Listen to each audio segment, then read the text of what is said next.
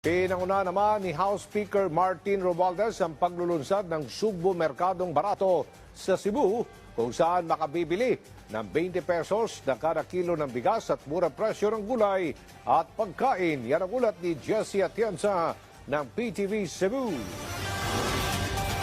Ito na ang hudyat ng pagsisimula ng kauna-unahang pagbebenta ng 20 piso kada kilo na bigas.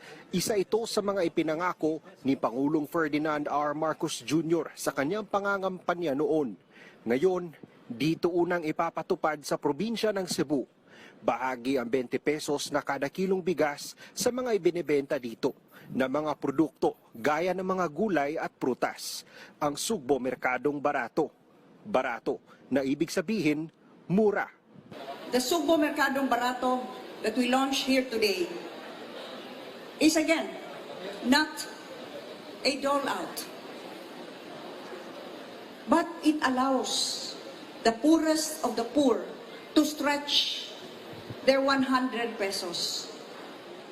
In partnership with the NFA, the province of Cebu decided to subsidize.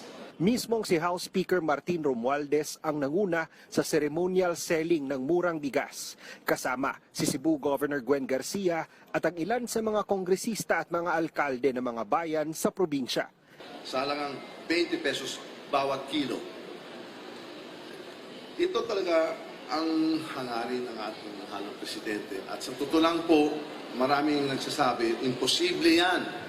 Nananaginip lang si presidente. But as Cebu has done, as it has done in many times in the past, it has made dreams a reality.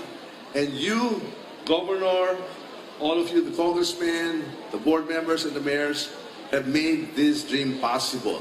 I congratulate you and I applaud all of you because indeed, Isa sa mga nag-abang sa programa si Marilu. Malaking tulong para sa kanya ang 20 pesos na kilong bigas, lalo't 7 silang lahat sa pamilya. Ang mahal ng bugas ngayon, bigas, katulad namin 7 kami. At least malaking tulong. Oo, opo, malaking tulong. Ano po yung pumapasok sa isip? Nagpapasalamat po ako. Maliban sa National Food Authority, nagtulong-tulong din ang ibang mga ahensya ng gobyerno para lang maipatupad ang murang pagbebenta ng pagkain at bigas sa probinsya. Nangako naman ng tulong mula sa Kongreso si House Speaker Martin Romualdez upang mapanatili ang programa para mas maramdaman ng mga nangangailangan